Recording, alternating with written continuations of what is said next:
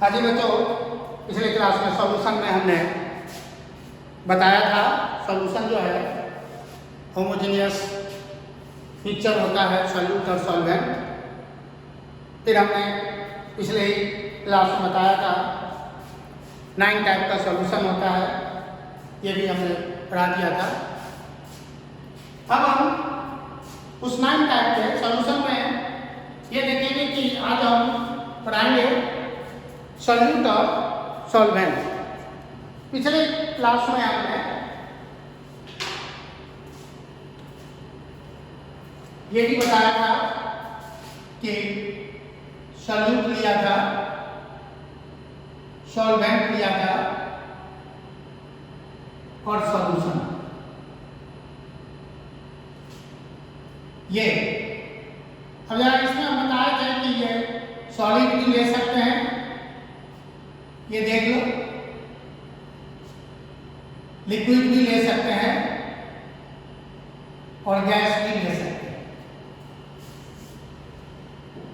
अब इसे हम सॉलिड में डिसॉल्व कराएंगे। एग्जांपल लेते हैं सभी का, ये सॉलिड में डिसॉल्व करा सकते हैं, इसे भी सॉलिड में डिसॉल्व करा सकते हैं, इसे भी सॉलिड में डिसॉल्व करेंगे। और पिछले क्लास में बताया था कि अगर हम सॉल्वेंट जो है ये यहाँ ही है, सॉल्वेंट जो है हमने पिछले क्लास में बताया था कि अगर सॉल्वेंट सॉलिड होगा तो सॉलिड सॉल्यूशन, सॉल्वेंट अगर लिक्विड होगा तो लिक्विड सॉल्यूशन, सॉल्वेंट अगर गैस होगा तो गैस सॉल्यूशन। यहाँ पर हमने सॉल्वेंट रूप में सॉलिड यानी सॉलिड सॉल्यूशन लिया। तो तुम्हारे पास एक सॉलिड को दूसरे सॉलिड में यदि मिक्स कराओगे तो एल्वाइड बनेगा। इट मींस एल्वाइड जो है चाहे वो ब्रास हो, ब्राउन हो, जितना भी एल्वाइड है that is homogeneous mixture of solid and solvent. Liquid को सॉलिड में डिसॉल्व कराओ। याद होगा पिछले क्लास में बताए थे कि मरकरी एक ऐसा मेटल्स है जो किसी भी मेटल्स में डिसॉल्व करता है, क्योंकि मरकरी लिक्विड है और इसका नाम हमने दिया था एमलगम। अगर हम उसको मरकरी को सोडियम के साथ कराएं तो सोडियम एमलगम, जिंक के साथ कराएं तो जिंक एमलगम, कुछ भी लिख सकते हो। अगर हम जिंक के साथ कराएंगे तो इसका नाम होगा zinc amalgam. Gas in solid, पिछले ही क्लास में बताए थे कि अगर हम हाइड्रोजन गैस लेते हैं तो पैलेडियम के द्वारा एब्जॉर्ब होता है, तो hydrogen gas absorb by palladium, ये हमारा सॉलिड सॉल्यूशन है। अब हम लिक्विड सॉल्यूशन की बात करें। अब हम लिक्विड सॉल्यूशन की बात जहां तक करते हैं तो देखते हैं यहां हम सॉलिड लेंगे, यहां हम लिक्विड लेंगे, यहां हम गैस लेंगे और इसे हम लिक्विड में डिसॉल्व करेंगे। ये भी लिक्विड, ये भी लिक्विड,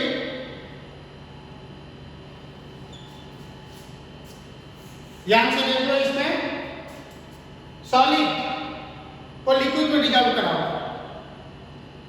शरबत की कल कहे तो शरबत भी बना सकते हो, ग्लूकोज को भी वाटर में डिसॉल्व करा दो तो glucose in water, glucose in water,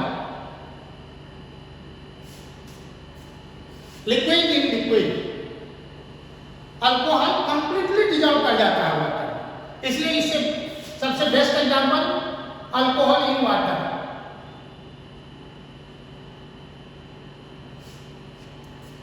gas in liquid, cold drinks में भी जरूरत पड़ता है। वैसे भी वाटर में ऑलरेडी ऑक्सीजन होता है जो एक्वेटिक एनिमल के लिए फायदेमंद होता है, सांस लेने में होता है, इसलिए oxygen mix with water, oxygen with water.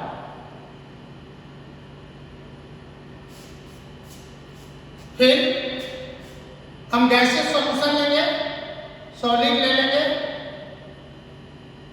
Liquid और गैस, सभी को हम गैस में डिसॉल्व कराएंगे। सभी को गैस में डिसॉल्व कराएंगे तो देख लो सॉलिड, याद होगा टेम्पर जो पूजा वगैरह में इस्तेमाल करते हैं, camphor in air, liquid in gas. Chloroform को जरा गौर से देखो, मिक्स विथ नाइट्रोजन, क्लोरोफॉर्म जो है मिक्स विथ नाइट्रोजन, और एयर तो खुद ही मिक्सचर ऑफ गैसेज है, जैसे ऑक्सीजन भी है नाइट्रोजन भी है, दोनों मिक्स रहता है, तो oxygen mix with nitrogen. Clear? अब देखो इसमें ये क्लियर हो गया, ये समझ में आ गया। कभी क्वेश्चन वर्क भी पूछा जाता है कि डिफाइन सॉल्यूशन, जो कल ही हमने बताया था, it is homogeneous mixture of solute and solvent. फिर पूछेगा राइट इट्स टाइप, वो भी देखिए 9 टाइप का हुआ, give example for each. Clear? अब होता क्या है, एक्सप्रेशन, कंसंट्रेशन। अब जरा गौर के देख लो, कंसंट्रेशन को किस किस टर्म में एक्सप्रेस कर सकते हैं। तो एक्सप्रेशन लिखेंगे कि हम किस किस टर्म में इसको एक्सप्रेस कर सकते हैं। पहला हमारा होता है, जरा देख लो, फर्स्ट मास परसेंट, W/W।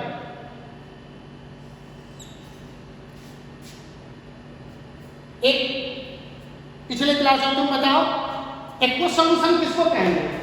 हाँ ठीक, किसे कहेंगे एक्वस सॉल्यूशन? जिसमें सॉल्वेंट, ठीक ठीक बोलो, सॉल्वेंट के रूप में वाटर हो, करेक्ट। यानी aqueous solution means solvent always water होना चाहिए। सपोज करो कि 10% एक्वस NaCl सॉल्यूशन है, ये इसका मतलब क्या होता है? ठीक, NaCl लिया, अच्छी, उसको हम वाटर में डिजॉल्व कराए, सॉल्यूशन बना। ये अगर 100 ग्राम लोगे, ये 10 ग्राम, 10%, 10 ग्राम। वाटर से हमें कोई मतलब नहीं है। ये अलग बात है कि वाटर तुम्हारे पास 90 ग्राम हुआ, कैसे 90 ग्राम हुआ? ठीक, 100 में से 10 माइनस कर देंगे, फिर आता है वॉल्यूम परसेंट।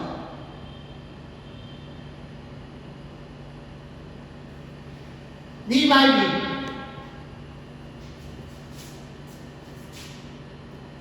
क्या होगा? अगर यहीं पर ये दे दिया जाए 10% एक्वस HCl, बता दो अब यहां पर क्या करोगे? हाँ ध्यान से देखना, वॉल्यूम बाय वॉल्यूम। इसका मतलब क्या हुआ कि HCl प्लस वाटर, यहां पर हम जो सॉल्यूशन लेंगे ये वॉल्यूम के रूप में, मतलब अगर आप 100 ml लेते हैं ये हमारा 10 ml है, दोनों वॉल्यूम के रेस्पेक्ट में लिखें, इसलिए V/V होगा वॉल्यूम परसेंट। अब आता है मास बाय वॉल्यूम परसेंट।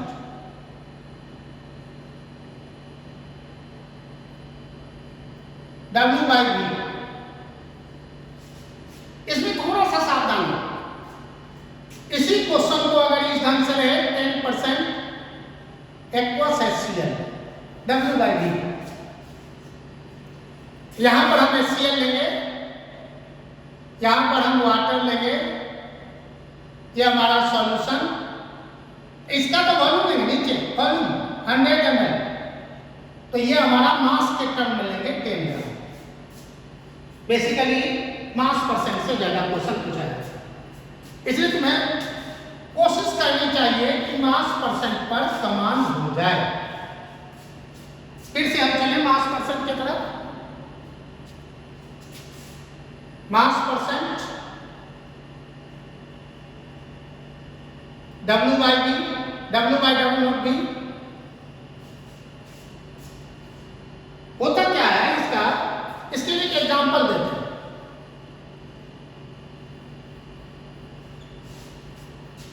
अब देख लो एग्जाम्पल में हमने सॉल्यूट लिया,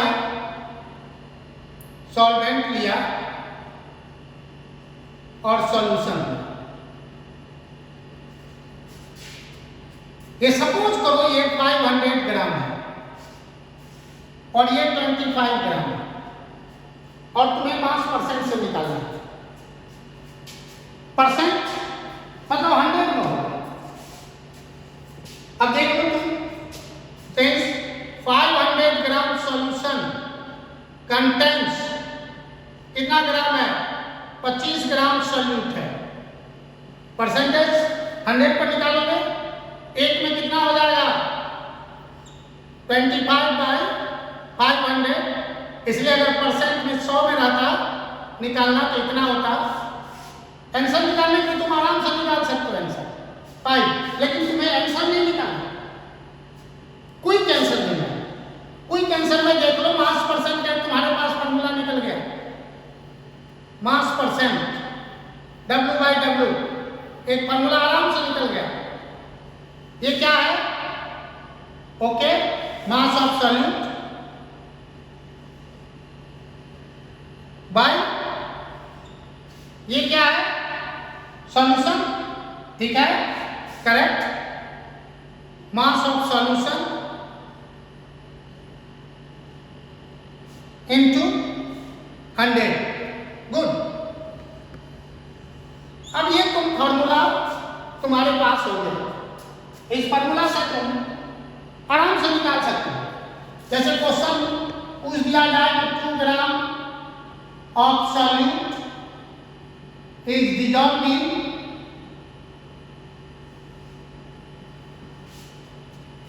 18 gram of water.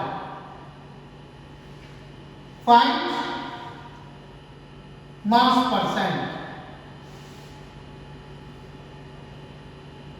बना के देखो 1 मिनट में। फॉर्मूला तुम्हारे सामने है। हाँ बना।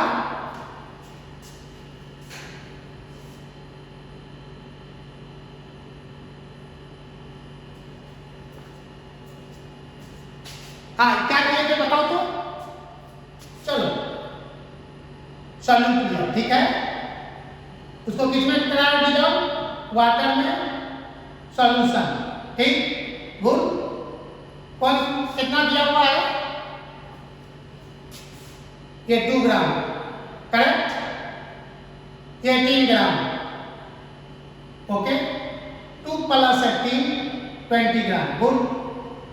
मास percent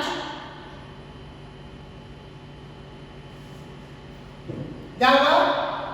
mass of solute, good.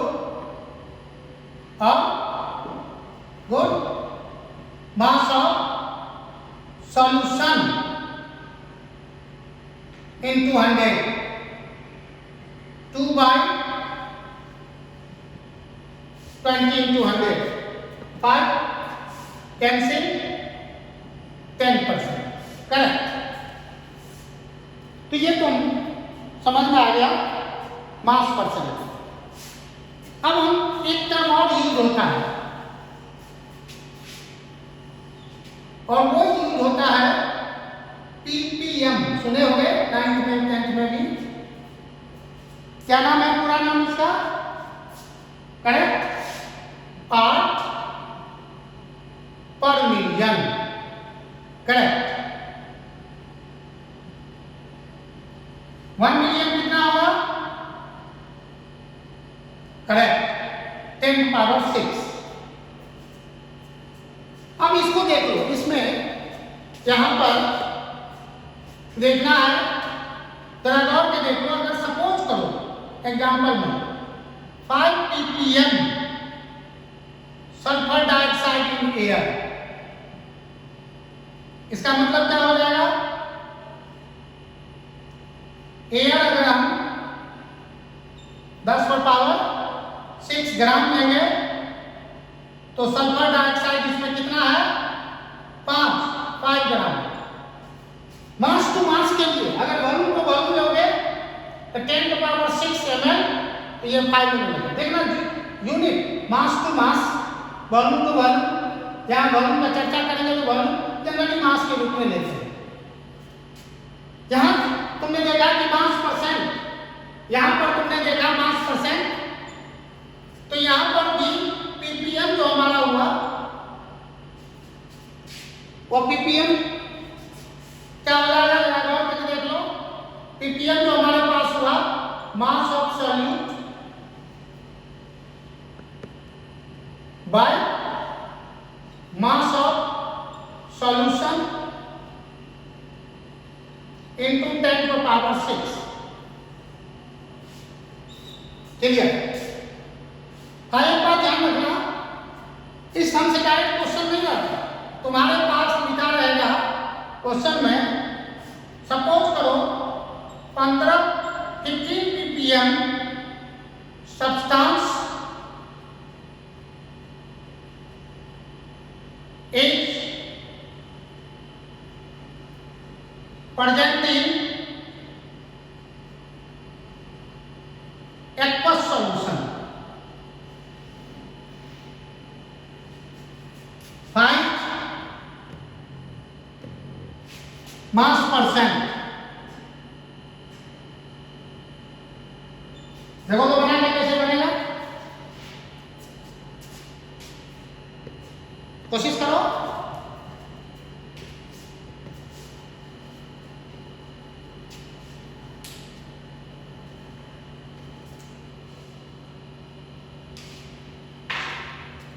बना दिए, बन गया, कैसे किए देख लो। अगर हमने एक्वस सॉल्यूशन करेक्ट कितना लिए, 10⁻⁶ ग्राम, ओके। सब्सटेंस कितना हुआ जो कि सॉल्यूट के जैसा काम करेगा, 15 ग्राम, ओके। तो पीपीएम कितना हो जाएगा, पीपीएम हो जाएगा, ये तुम्हारा दिया ही हुआ है पीपीएम, तुम्हें निकालना है मास परसेंट।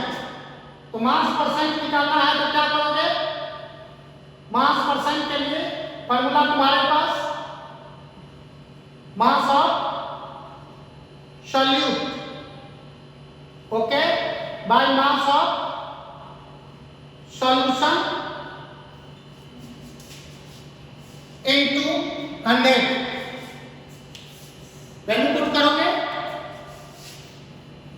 15/10⁻⁶ into 100, 15 into 10⁻⁻⁴, correct. ये तुमने देखा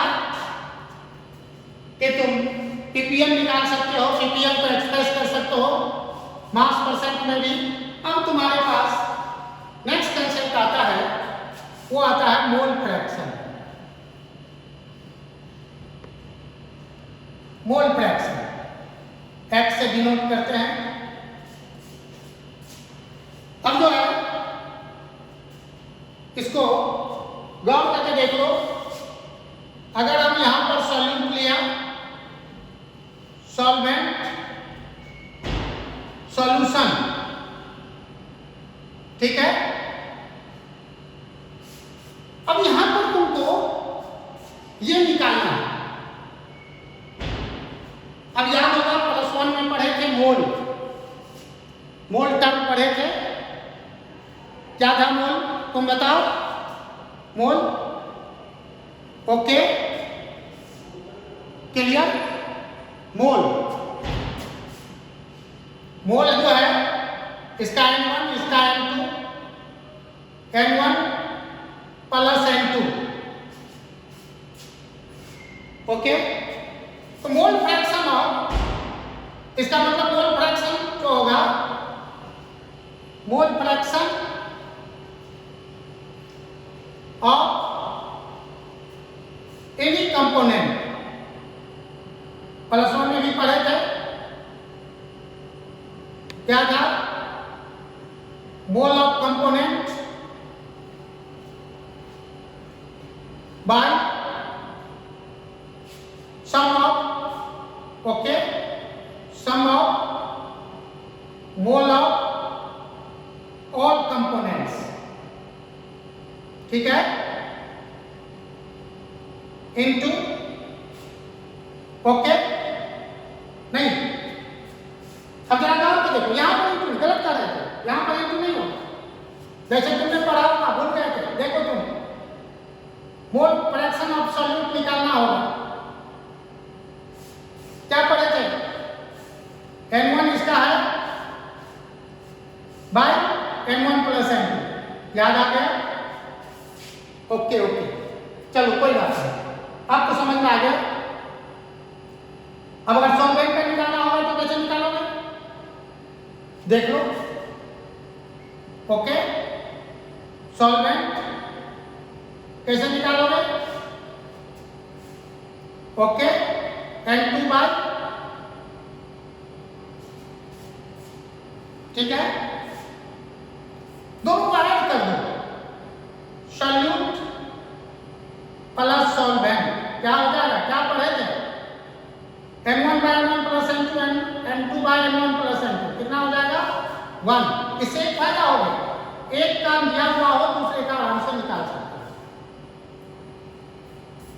ठीक है? कोई प्रॉब्लम किसी को? कोई? हाँ, ये बताओ, तुम्हें भी याद होगा मोल निकालने के लिए? हाँ, क्या था मोल? बताओ। Given mass by molar mass, okay, by molar mass. जिस किसी को भी +1 का याद नहीं हो, ये फॉर्मूला ये याद रख लेना।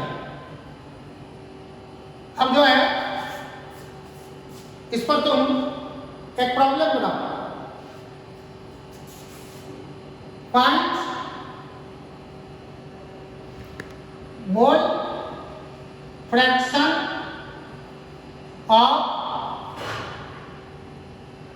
Ethylene glycol C2H6O2 presenting aqueous solution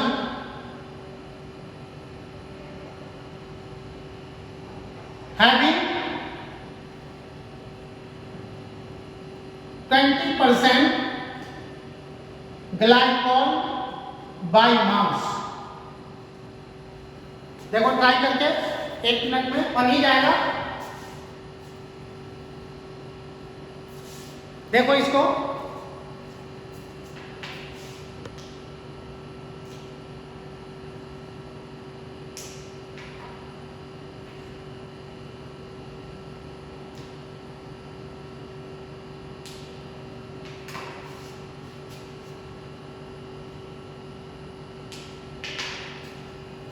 हाँ बन गया तुम लोगों से?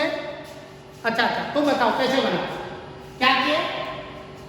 ठीक, ये तुमने ग्लाइकोल लिया, वाटर, ठीक, करेक्ट, सॉल्यूशन,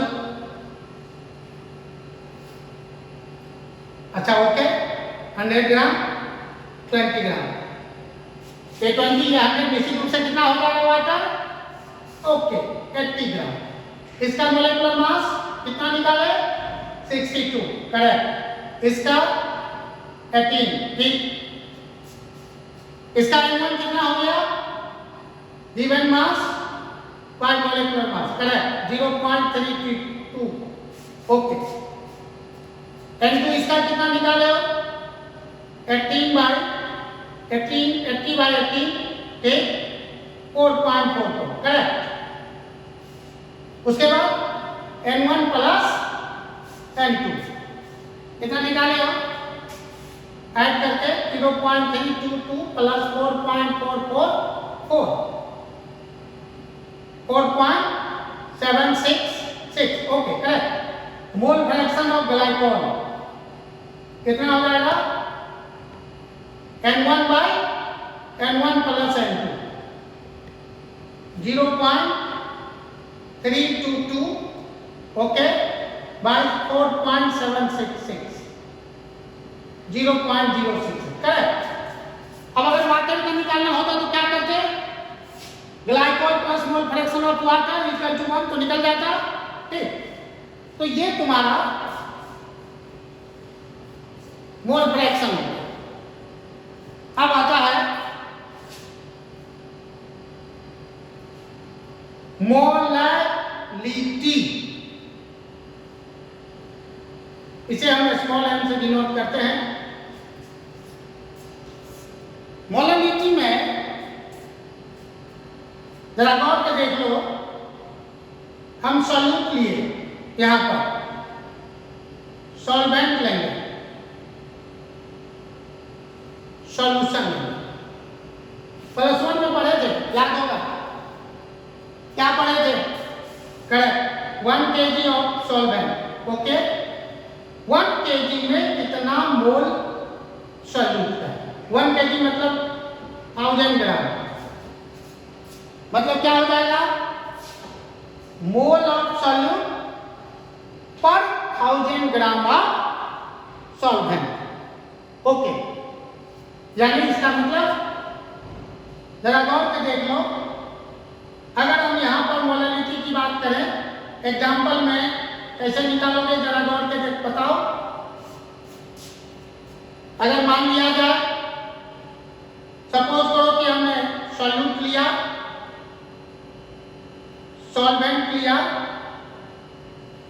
सॉल्यूशन लिया, कैसे निकालोगे बताओ तो? अगर हम यहां पर 5 kg ले लें और यहां पर 2 मोल ले लें, कैसे निकालोगे? क्या करोगे? ठीक है, 5 kg सॉल्वेंट में, ठीक है, 2 मोल सॉल्यूट है, तो 1 kg में निकालोगे 2/5, 0.4, ये तुम्हारा मोलरिटी हो गया। 0.4 स्मॉल m से लिखेंगे। अब एक बात देखो गौर करके, इसका जो मोलरिटी है, इसका फॉर्मूला देख लो, तुम आराम से निकाल सकते हो। भूल गए होगे तो फिर से याद कर लो, प्लस वन में पढ़े होगे। ऊपर क्या है? Mole of solute, mole of solute,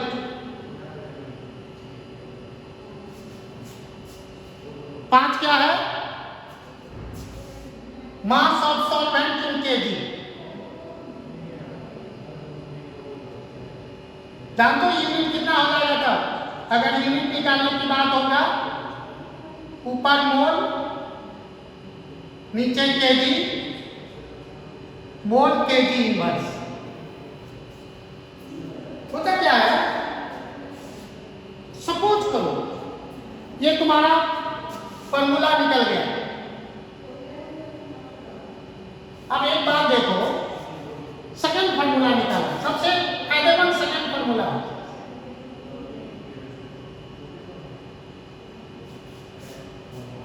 second formula में जरा गौर से देख लो, अगर तुम्हारे पास सॉल्यूट है, सॉल्वेंट है, सॉल्यूशन है, ये अगर W1 ग्राम हो गया तो m, और ये W2 ग्राम, ये m मॉलिक्यूलर मास। अब क्या करोगे? जरा गौर से देख लो तो उसके आधार पर इसको तो मोल में लिखोगे, given mass by molecular mass. Okay, और ये तो ग्राम में है ना, तो चीजें भी कैसे करोगे? W2/1000 kg। फॉर्मूला देख लो मोल का, मोल का फॉर्मूला क्या हो जाएगा तब? मोल। अब यहां पर हम मोलरिटी, नॉट मोल, मोल तो निकाल ही चुके हो, मोलरिटी का फॉर्मूला मोल, मोल हो गया तुम्हारा W1/m bye mass of solvent in kg, कितना हो जाएगा? W2/1000। तो फॉर्मूला एक बात निकल गया, W1 W2 into 1000। ये तुम्हारे लिए फायदेमंद है, ये तुम क्विक बना सकते हो फॉर्मूला। अब एक क्वेश्चन देखते हैं, तुमको देते हैं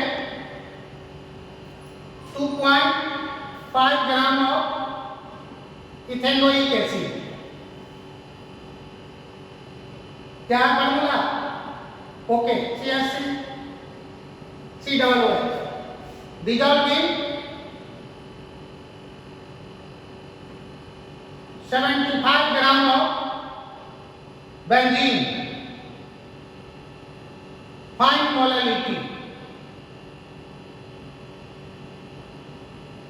इसको बना के दिखाओ।